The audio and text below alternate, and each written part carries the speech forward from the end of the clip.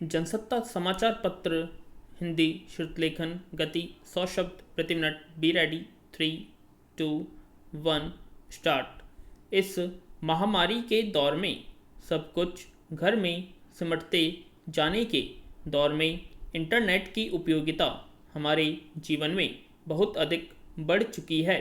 घर गृहस्थी के उपयोग का हर सामान अब ऑनलाइन मंगवाने लगे हैं। हमारे दफ्तर भी अब मोबाइल स्क्रीन और लैपटॉप पर चलने लगे हैं। यूट्यूब पर एक निजी कंपनी के विज्ञापन में एक ग्रामीण इलाके की बच्ची ऑनलाइन कक्षा देखकर कहती है कि इनका स्कूल गया नेटवर्क न होने से और आ भी गया, हमारा स्कूल कब आएगा। पैरा। दरअसल डिजिटल विभाजन आसान शब्दों में इंटरनेट सेवा की विषमता है, जिसके कई कारण हो सकते हैं।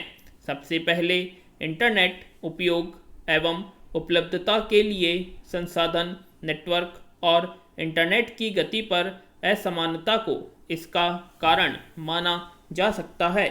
आज सरकार एक तरफ 5G नेटवर्क ला रही है और दूसरी तरफ किसी ग्रामीण क्षेत्र में फ़ोन करने तक के लिए भी नेटवर्क उपलब्ध नहीं हो रहा है।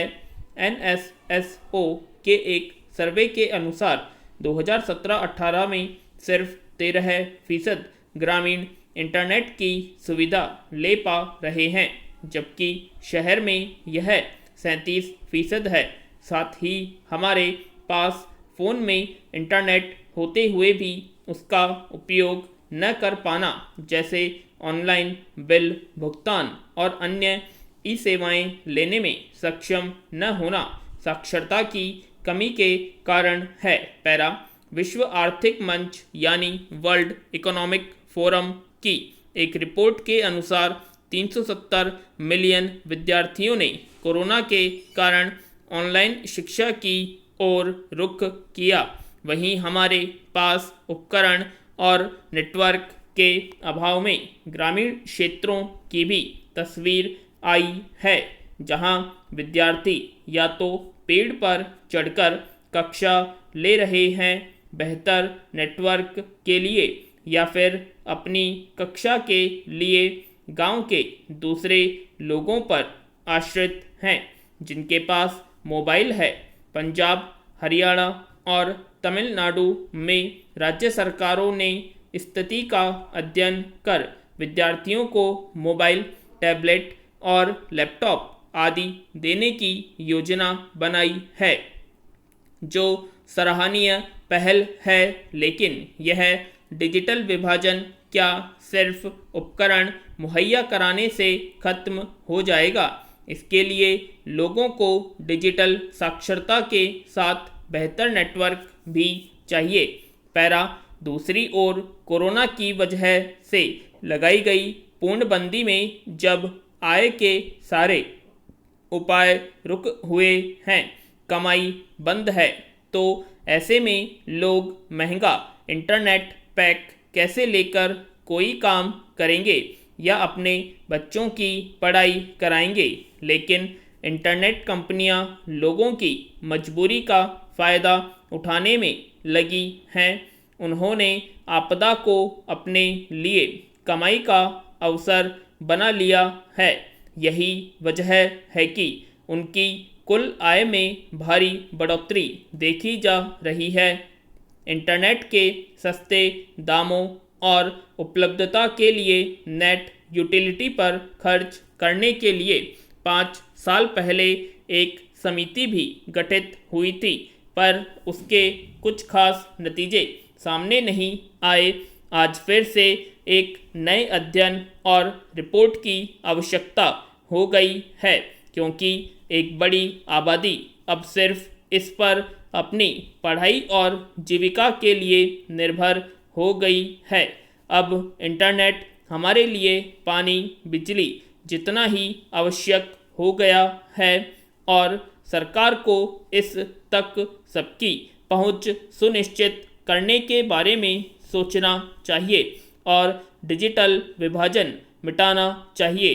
पैरा चीन के गुआंगडोंग प्रांत में ताइशान परमाणु ऊर्जा संयंत्र है, जिससे रेडियो एक्टिव पदार्थों का रिसीव हो रहा है, जो मानव शरीर के लिए बहुत हानिकारक है।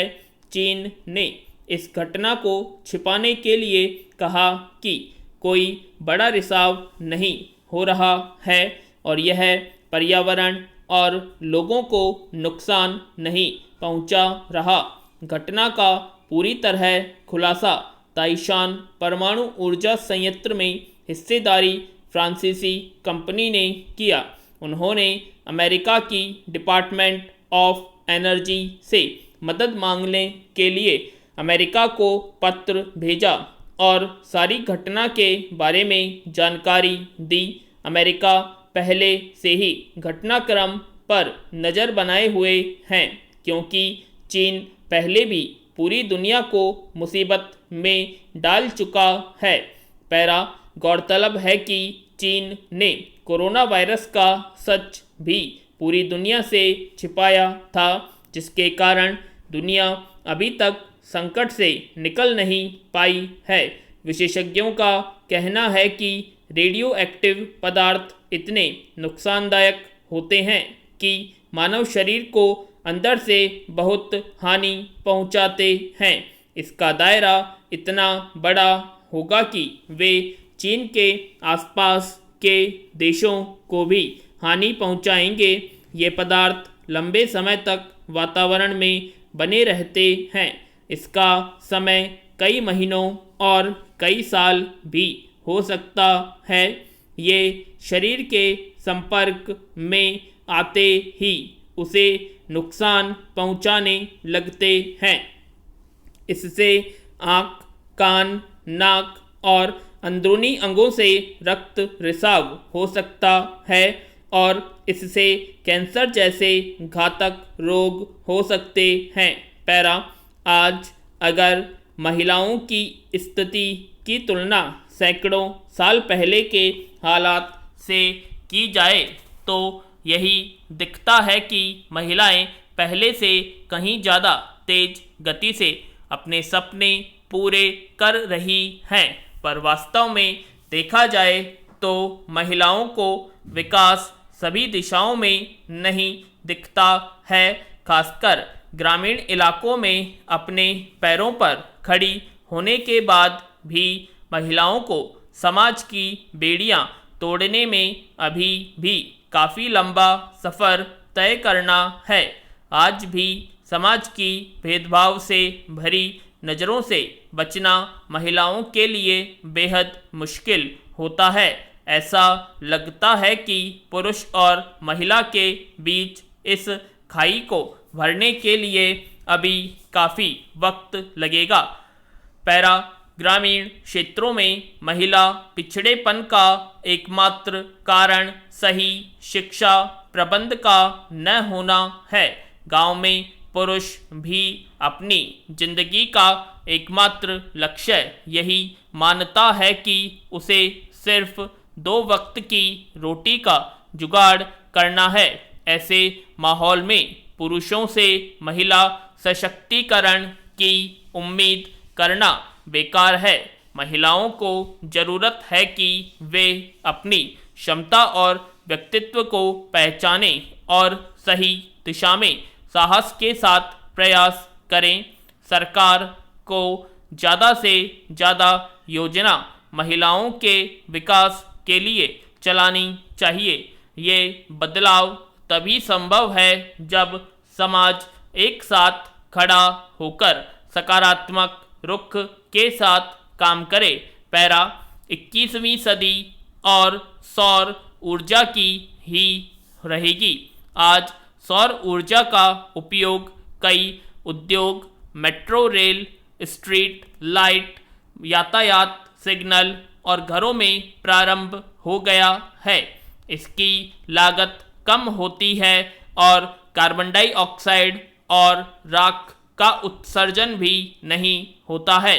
सौर ऊर्जा परियोजनाएं जहां पर्यावरण के स्वच्छ रहने और विकास के लिए आवश्यक है, वहीं पेट्रोल डीजल की मांग को कम कर रही है। घर की छतों पर सौर ऊर्जा संयंत्र लगाकर घर की बिजली पैदा कर अतिरिक्त बिजली का विक्रय भी किया जा सकता है।